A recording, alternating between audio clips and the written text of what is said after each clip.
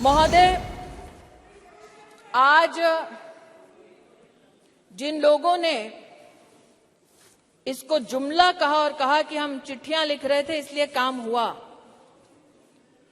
कम से कम उन्होंने इस बात को स्वीकार किया कि इस सरकार में प्रधान सेवक ऐसा कि इतने विराट दिल का कि आप उनके साथ पक्षपात करते रहे। जब आपके साथ सत्ता थी आप बार बार उनका अनादर अपमान करते रहे, लेकिन उन्होंने बड़ा दिल दिखाकर आपके हर कम्युनिकेशन को पढ़ा, आपसे चर्चा की। महिलाओं का सम्मान करेंगे। लोकसभा में जीतने वाली, राज्यसभा में हमारी जो महिलाएं सेवा दे रही है उनकी गिनती करेंगे। We have made women count and it is time for you to step up in the opposition and not mere reduce your words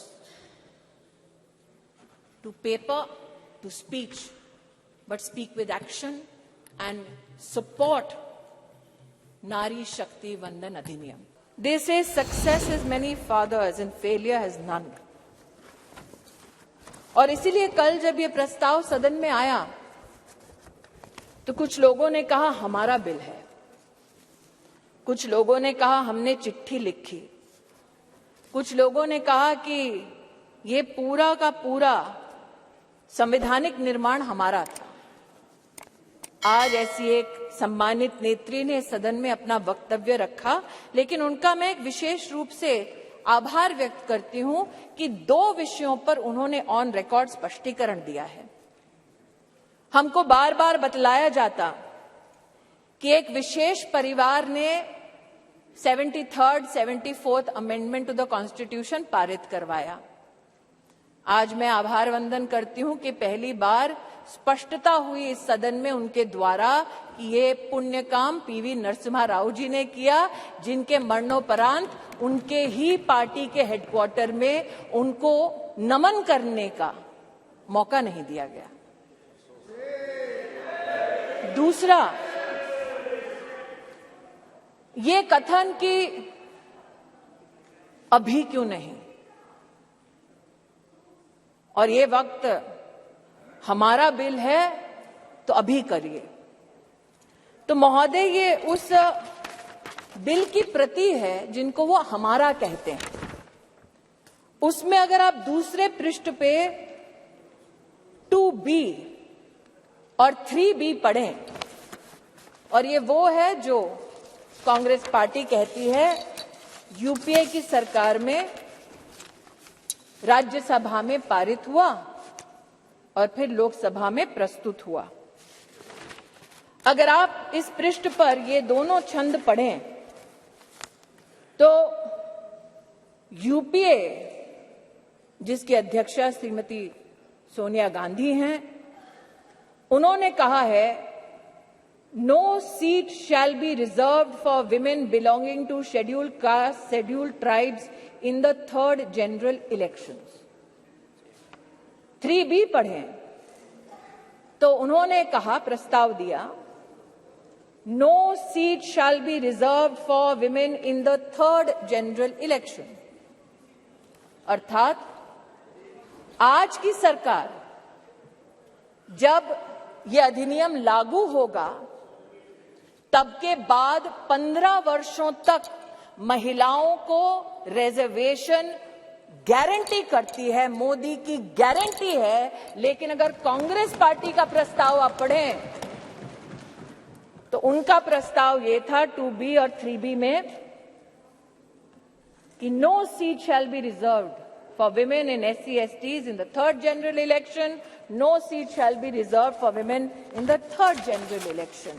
Congress का प्रस्ताव था कि 10 साल औरतें मेहनत करें, लेकिन 15वें साल में आपका अधिकार आपसे छीना जाएगा। आज मैं अभिनंदन करती हूं प्रधानमंत्री जी का, हमारे न्याय मंत्री का, जिन्होंने कांग्रेस की इस अभिलाषा को निराश किया। हम जानते हैं कि संविधान को छिन्न भिन्न करना ये कांग्रेस की पुरानी आदत है, लेकिन आज अगर आप इसी गरिमामय संविधान के अनुच्छेद 82 को पढ़ें, 82 ये किताब नहीं है, संविधान का मेरे हाथों में, तो आपके लिए किताब होगी, हमारे लिए पूजनीय है, संविधान है ये।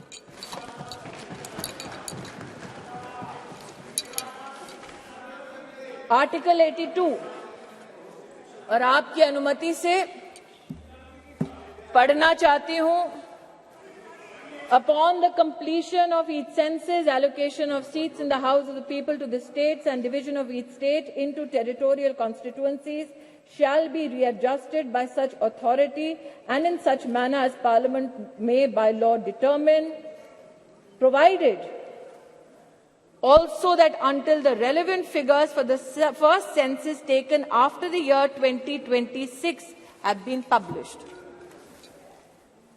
तो क्या ये विपक्ष के नेताओं का मत है कि जो संवैधानिक प्रक्रिया इंगित है संविधान में, उसकी अवहेलना हो? Should we not abide by the Constitution? Is that the position taken by leaders of the opposition parties? That is my humble suggestion and submission.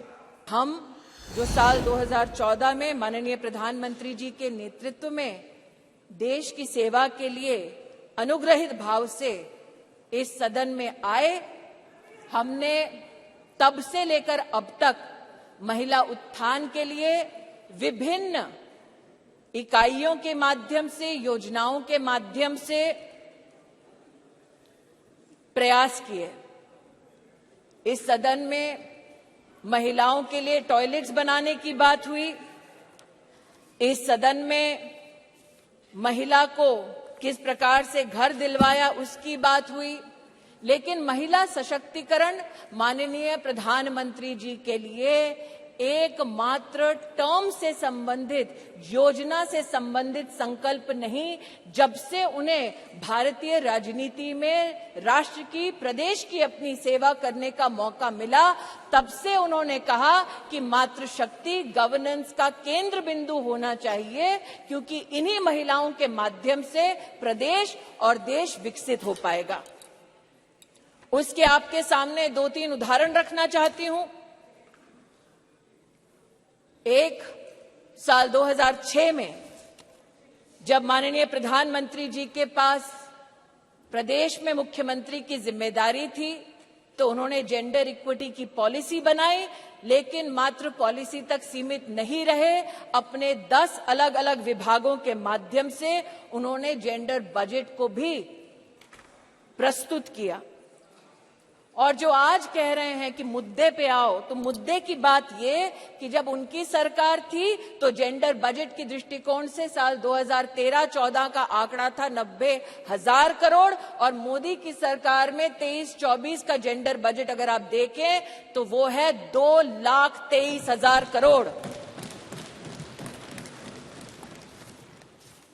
ये मुद्दे की बात पर आना चाहते हैं। मुद्दे की बात ये कि जब प्रधानमंत्री जी के पास प्रदेश की जिम्मेदारी थी, तब उन्होंने बेटियों की शिक्षा के लिए अपने आप को समर्पित किया। ड्रॉप आउट रेट 18% था। प्रधानमंत्री जी के, मुख्यमंत्री के कार्यकाल में ड्रॉप आउट रेट 1% हुआ। और आज प्रधानमंत्री की जब उनको जिम्मेदारी मिली है, तो राष्ट्र के इतिहास में पहली बार राष्ट्रीय शिक्षा नीति में महिलाओं के लिए अलग से फंड का, जेंडर इंक्लूजन फंड का प्रावधान करने वाली सरकार नरेंद्र मोदी की सरकार है। ये कहते हैं मुद्दे पर आओ, तो मुद्दा ये कि जब प्रधानमंत्री जी के पास प्रदेश की जिम्मेदारी थी, तो उन्होंने ई ममता एक कार्यक्रम शुरू किया ताकि गर्भवती माताएं, बच्चे उसके माध्यम से सरकारी व्यवस्था से उनका बेनिफिट ट्रैक हो सके, कौन वंचित है उस तक हम पहुंच सके। और आज नरेंद्र मोदी जब देश के प्रधानमंत्री हैं, तो राष्ट्र के इतिहास में पहली बार पोषण ट्रैकर के माध्यम से देश के 7.5 करोड़ बच्चे और 2.5 करोड़ महिलाओं को पोषण अभियान के माध्यम से डिजिटली सेवा पहुंचाई जाती है।